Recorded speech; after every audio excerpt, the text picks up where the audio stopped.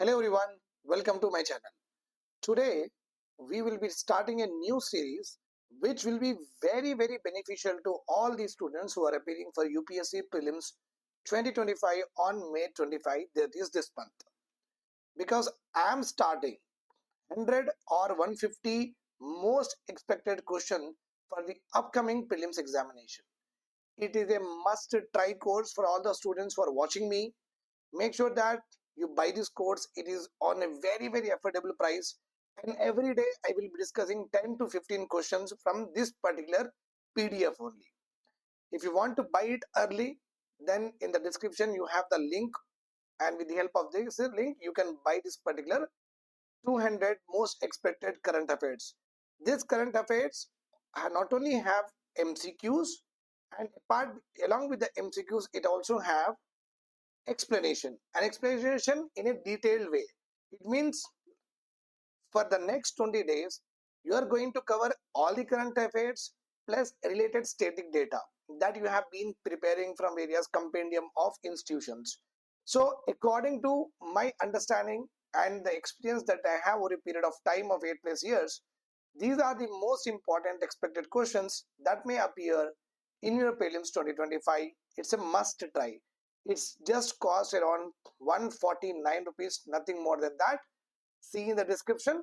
And the moment you are done with the mentorship, it is very important that you connect to me with this number, and we will have a mentorship demo with the help of which you will understand that what have you done, how have you performed, where have you lagged, what are the stronger areas, weaker areas. We'll do your complete SWOT analysis, strength, weakness, and you are not what I say is that in marketing we call it as opportunities. Here we call it as what? Strength, weakness, and your performance, and what you have to do in future. That complete roadmap.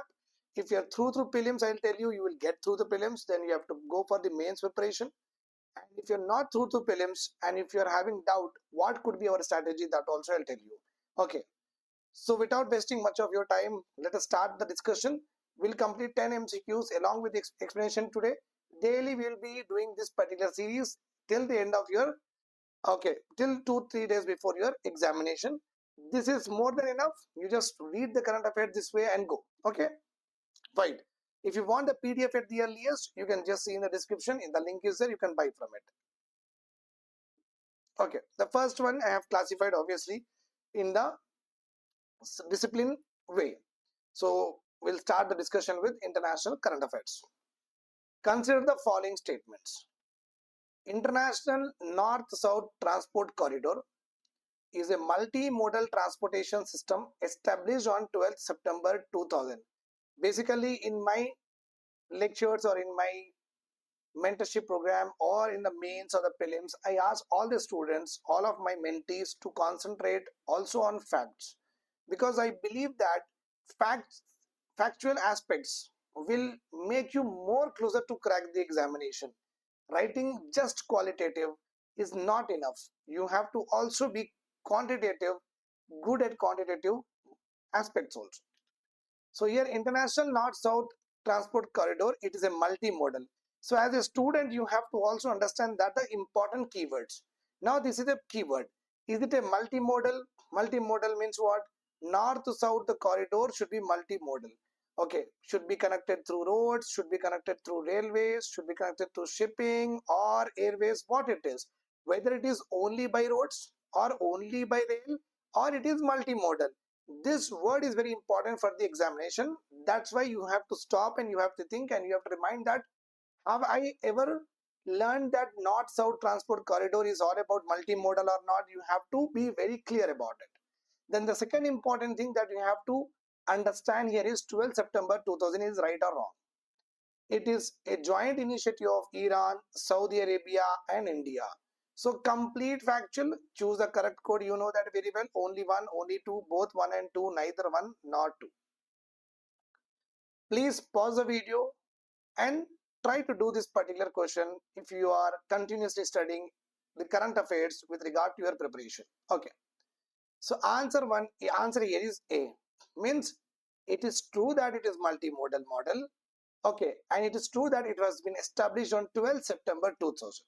Okay, but it is very important whether it is connected with India, Saudi Arabia, and Iran is a part of this international north-south transportation corridor or not. We have to see this.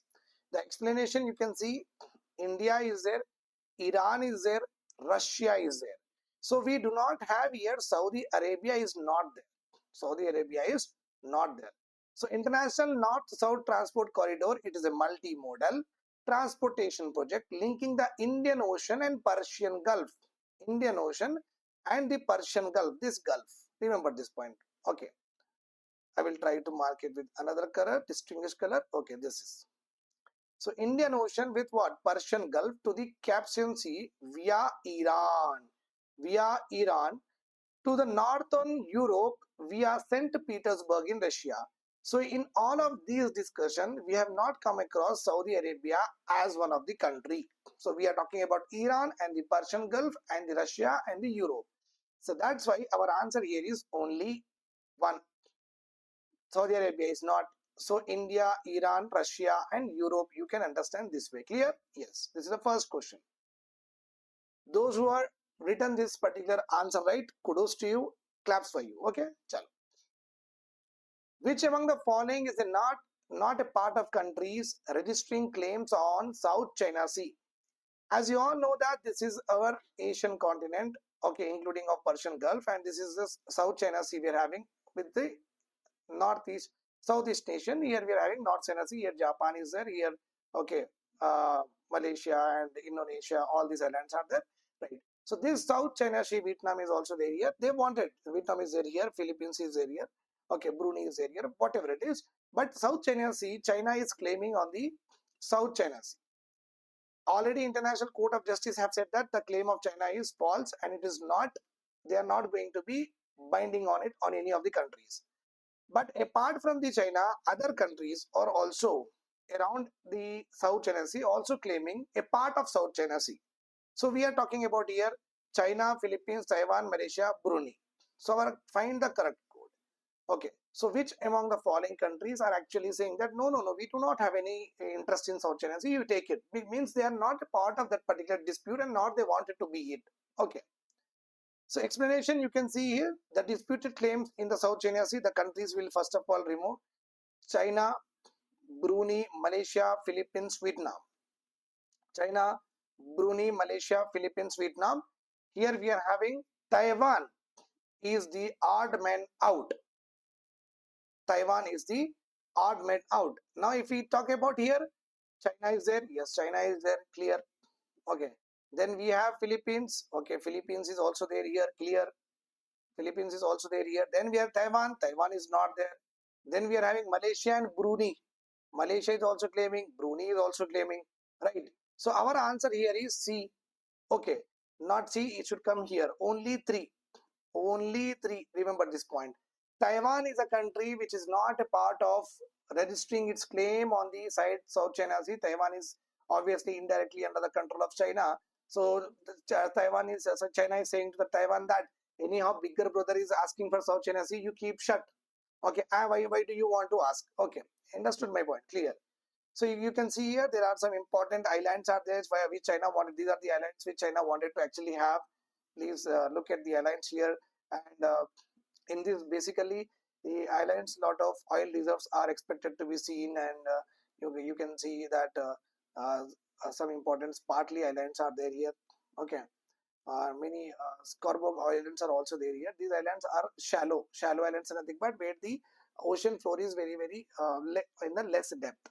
Okay, so it means you can extract lot of minerals, polymetallic nodules. Okay, you can have crude oil also. All that can be possible here. Rare earth elements are also one of the important aspects. Sand is also there. You can mine there. Okay, right. Okay. So you can see that from chronology, China is there, Laos is there, okay, Thailand and Vietnam. Okay, so Vietnam is also saying, sir, I want. Vietnam is saying, I also want. So China is claiming. So in Asia, China is claiming. In Southeast Asia, only Vietnam is claiming. Then you also have Brunei, small Brunei is also saying, I want. Malaysia is also saying that I want. And you also have Philippines. Remember this point, Japan does not want it. Japan does not want it. This is what you have to always understand. So South China Sea, some of the islands they may ask you. You can see that Spratly Islands or belongs to South China Sea. You also have here Parcel Islands. Parcel Islands. And Parcel Islands are close to China, and Spratly Islands are close to what? Brunei. This important point also you have to understand. So you can understand that South China Sea covers more than 3 million square kilometer. Over $5 trillion trade will go from this particular area because of the shallow water. The harbor related aspects are very good. The ships can easily maneuver, move. There won't be much disturbances with regard to the ocean waves, ocean currents. So very still water you can find in this particular area. So that is the reason lot of commercial activities happen. If China have it, then everyone has to give China excise, import, etc. China will become more bigger and larger with regard to its GDP. So one thing is that you can control the trade route. Then oil and gases, okay, reserves are densely found here. It seems it is expected to be there here, so they can also harness them. Okay, this is what about it. Third one, we'll go ahead with consider the following statements about United Nations Office of Counter-Terrorism. A must question because we have already suffered from Pahalgam terrorist attack. Okay. Now, with regard to that, there should be one in the United Nations Office of Counter-Terrorism we are having. So, the three statements are there. Okay, you have to be very thorough in this particular terrorism-related organizations. Okay, please pause the video. Those who are always studying, have been studying current affairs, please pause the video and try to do this. If not, obviously, I will be dealing with the answer also. The United Nations Office of Counterterrorism was established on 15th June 2017 through the adoption of UN General Assembly Resolution 71 by 291. Why I have written General Assembly Resolution number also means 2021 or 2022 they ask ILO resolution number also. International Labour Organization, some important code with regard to the labor was there at that time. They asked what you resolution also. Okay, number. That's why we have written here. Mr. Vladimir Voronkov was appointed the first Under Secretary General of this particular office. India is a member of UNACOT. Okay, so please pause it and try to do it. Okay, so our answer here is D. All the above are right. So you got a full-fledged question, full-fledged information with regard to UNOCT. Okay, so it is a Office of Counter-Terrorism established on June 2017, and this established institution is on the basis of adoption of a resolution by UN General Assembly only. Mr. Vladimir Voronkov was appointed the first Under Secretary General. India is a member of it. They may ask you that 3 4 organization and ask you that India is a part of member of which one of the following this like that they may ask. That is the reason you should be knowing that India is a founding member. You should be knowing India has recently joined the membership. These two important ingredients you should be knowing whenever international organizations comes into picture. Clear? Right.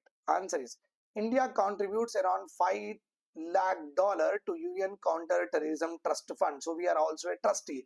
Remember this point. India has not contributed, or India there is no contribution from India. Like that question may also come, but it is wrong. India has contributed. This point you have to remember. Okay. Right. Now, the next one. Okay. Consider the following statements about industrialized disinformation 2020 global inventory. Okay, pause the video and try to do this particular question, my dear students. It is released by Columbia University Study Group. According to this report, at least 81 countries' governments attempted cyber manipulations for propaganda and disinformation. Means governments are themselves trying to manipulate the information and trying to feed their own citizen. That is what it is saying. And according to this report, 81 countries are actually manipulating and disseminating misinformation among the citizens, and the act is very become very what heinous and very shameful because it is being done by what government. India rejected this report, saying the report biasness for legal process to arrest political leaders. Okay, India did not. So they may ask you in the examination that India accepted the report. No, India actually rejected the report on the grounds that the process of arrest with regard to political leaders, which what they have studied, India did not like it. What is your answer for this? Answer is B. 2 and 3 are only right. It is released by Columbia University Study Group. This is wrong. It is released by Oxford. Released by what? Oxford. The fifth one, we are going to study which among the following are the new members of NATO. Finland, Sweden, Poland, Ukraine. Please pause the video and try to this particular question. Okay, very easiest one. Okay,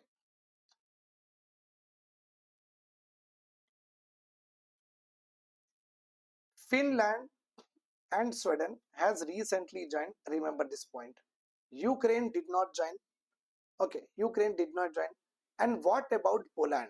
What about Poland? This is your homework for tomorrow's class. Why I am giving this homework means you have to go in your book and try to find out whether this country is there or not, because Poland also shares boundary with what?